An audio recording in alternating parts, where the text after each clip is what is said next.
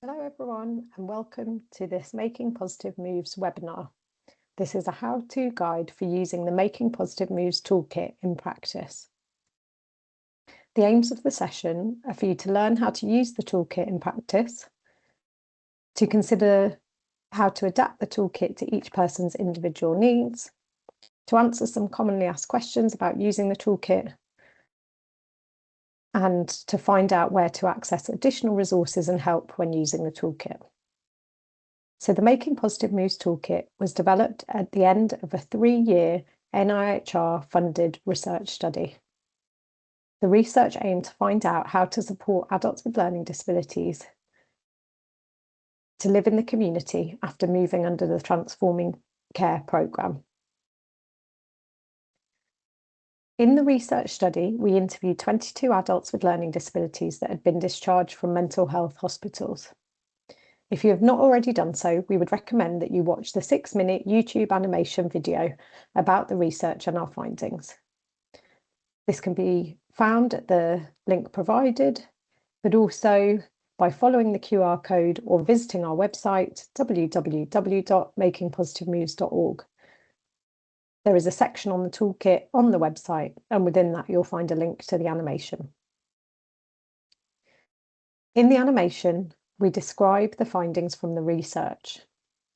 The participants in our research told us about their experiences of building their foundations to live a happy and healthy life in the community.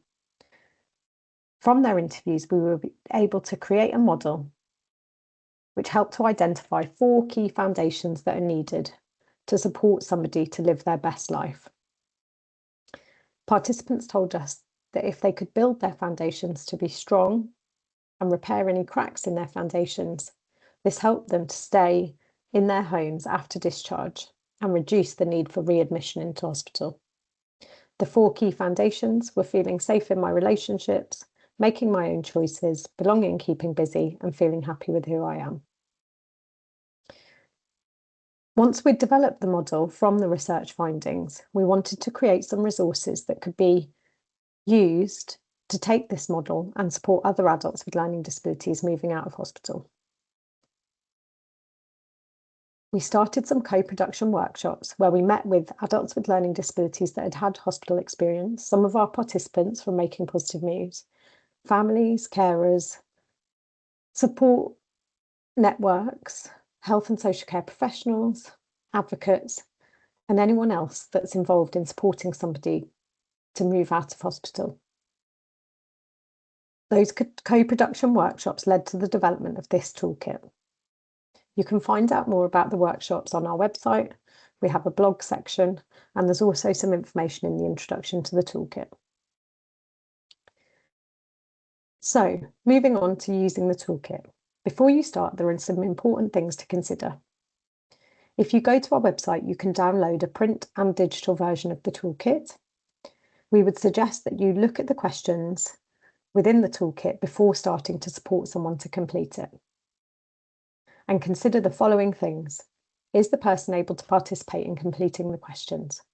For some people, they may be able to complete the booklet themselves.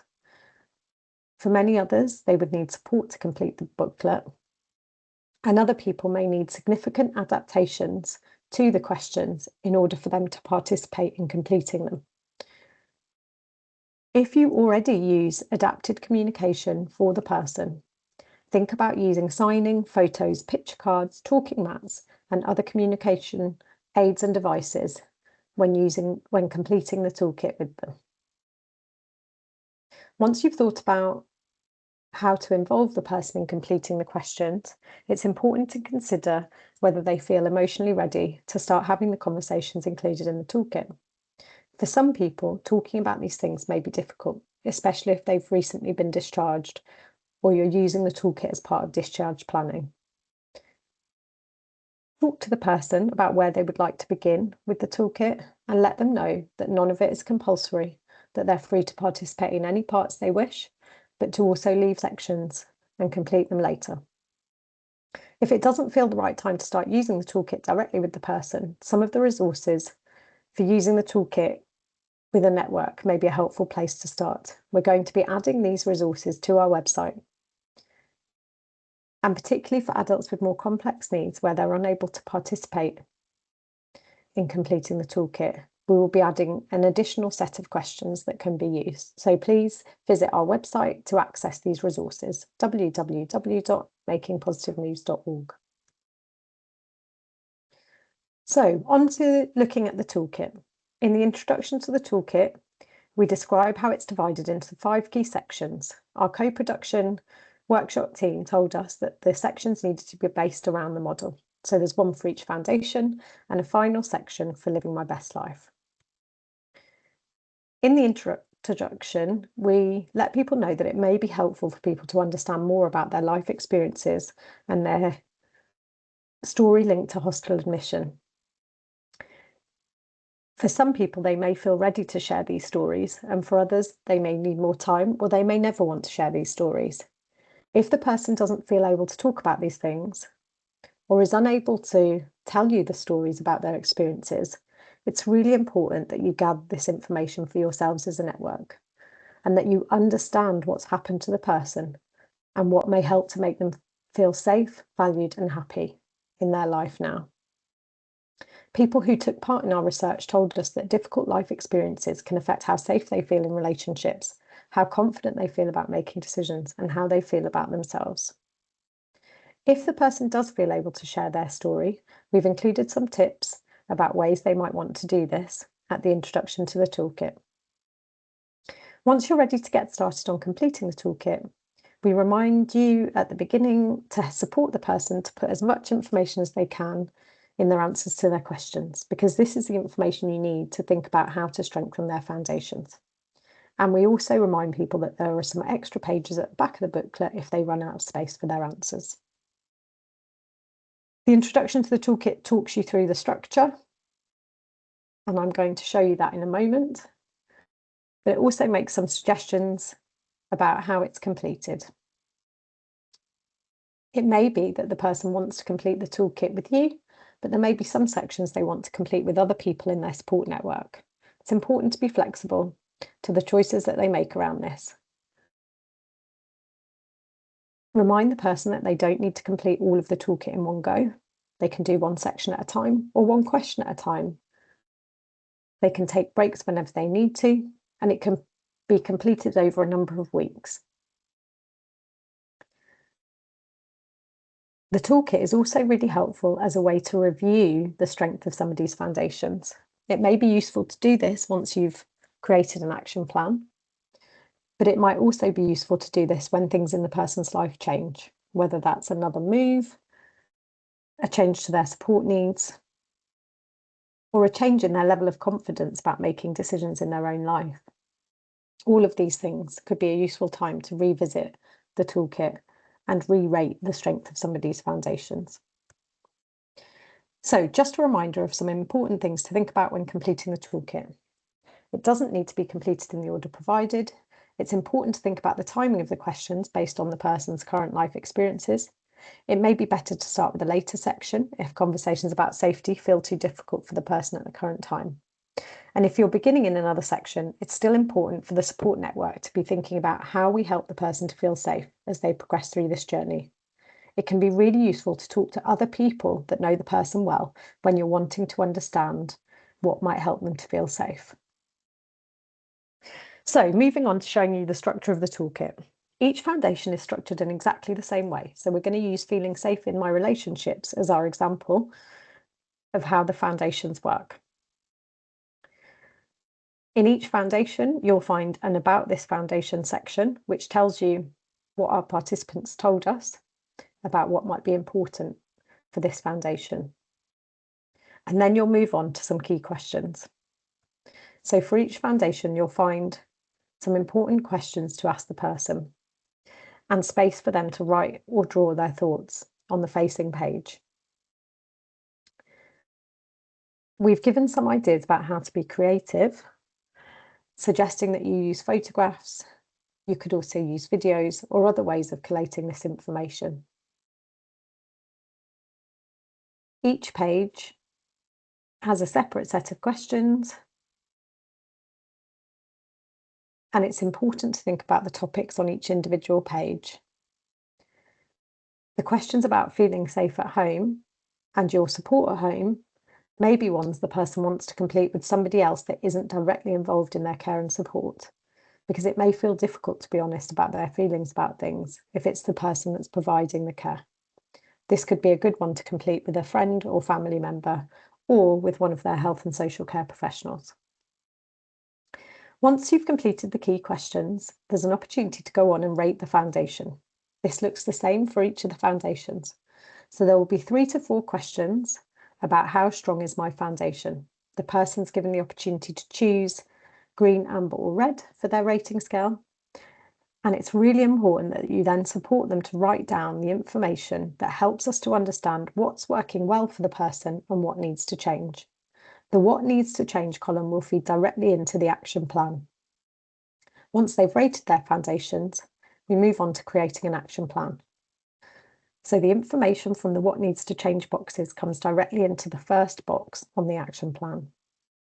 And then you'll see on the right-hand page that there are pink boxes and orange boxes. The pink boxes contain information about what the person can do to strengthen their foundations, and the orange boxes give information about what other people around the person can do to help to strengthen their foundations. The pink and orange boxes give you some initial ideas, but there may be other ideas you have about what could be useful. Once you've identified what needs to change and what actions can be taken, set yourself some deadlines and think about what's a reasonable time frame for putting these things in place. Once this is done, it's a good opportunity to set a review date where the person can re-rate their foundations and you can check whether the actions have made a difference. This same process is followed for each of the other foundations. And then the final section on living my best life looks slightly different. Before we come to that, we're going to talk about a few of the things it might be important to think about when you're completing foundations 2, 3, and 4. So we'll start with foundation 2, making my own choices. It's really important to remember that time in hospital can impact on the person's confidence and anxiety about making decisions. Looking out for signs that the person is feeling overwhelmed by choices or under-involved in decisions in their own life is really important. Many of our participants told us that they needed choices to be structured. They needed to be given less options, and sometimes this helped them to be able to make the decision. For some people, they wanted more options, or they wanted to be included and involved, even if they weren't the one to make the final choice. Our participants also told us that their readiness to be involved in decisions changed over time, and for many people, they became increasingly confident at making decisions in their own life, and they needed a support network that were responsive to this. Participants also told us one final important thing about making choices. It was really important that they were given the freedom to make decisions that might not always work out for the best. Being supported to understand that everyone makes choices that don't work out the way they hoped was a really important learning experience for our participants. If they were able to make choices that didn't work out, but to still then be supported to think about how could we do this differently next time, this enabled them to continue building confidence in participating in lots of decisions about their own life. So moving on to foundation 3, belonging and keeping busy. There were some key things our participants told us here that were really crucial for strengthening this foundation. They told us that they needed activities that they could attend where people recognised them, welcomed them, and were pleased to see them. This gave them a sense of belonging as part of their community. And they also needed to develop a strong sense of belonging in their home and with their support team. Participants told us their interests and preferences changed over time, and so this was something that needed to be regularly reviewed. Many of our participants told us about the barriers to accessing a routine where they could develop their sense of belonging. Limited access to transport, consistency with staffing. These things often got in the way of building a routine that kept them busy, but also gave them that sense of belonging. and this could be a huge source of frustration for people. And finally, many people found it hard to express preferences when they were first discharged. So it's really important that the team worked with them gradually to build up a routine. And finally, for Foundation 4, our participants told us that their experiences of hospital often led to them having negative stories about themselves.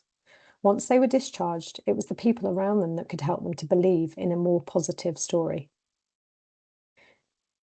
Participants told us that if people helped them to have a good quality of life and recognise their skills and qualities, they would often develop these much more positive stories about themselves, and they would start to feel happy with who they were. It's important to note that this foundation was often dependent on the other foundations being strong for the person. Once the other foundations got stronger, the person would start to feel much happier with who they were. And finally, we're moving on to living my best life. So this section is structured slightly differently from the others. There isn't a rating scale to this one, there's just some key questions. And within this section, the person has the opportunity to talk about their hopes and dreams for the future. It's important to remember that everyone's best life will look different. But people in the research really told us that by having hopes and dreams and being able to aim towards things, this gave them a positive outlook and helped them to feel more confident that there was no risk that they would be readmitted into hospital. So in this section, we've given you some questions that help you to develop a picture of the person's best life. I wanted to share with you an example that we had from our co-production workshop, where one participant talked to us about how they'd created a wish board in their home. This wish board contained hopes and dreams for the future. Some of those things were 3 months down the line, 5 months down the line, 1 year, 5 years, and up to 10 years. And each time they completed one of their wishes, they would move it onto their successes and achievements board. They would put a photograph of themselves completing their hope or dream. And they said that this helped them to build trust in their support team and to feel confident that people wanted to support them to live their best life. We felt this was a really lovely example to share and one that others might be able to use when completing this section. Once you've worked through the Living My Best Life description, you've come to the end of the toolkit. So I'm just going to signpost you now to where you can find some additional resources. And just to note that we're going to be continually updating the website. So please keep checking back, www.makingpositivemoves.org. Within the toolkit, there is also an opportunity to give us feedback about your use of the toolkit. Please complete this with the person that you're supporting, and perhaps also consider completing it separately for yourself.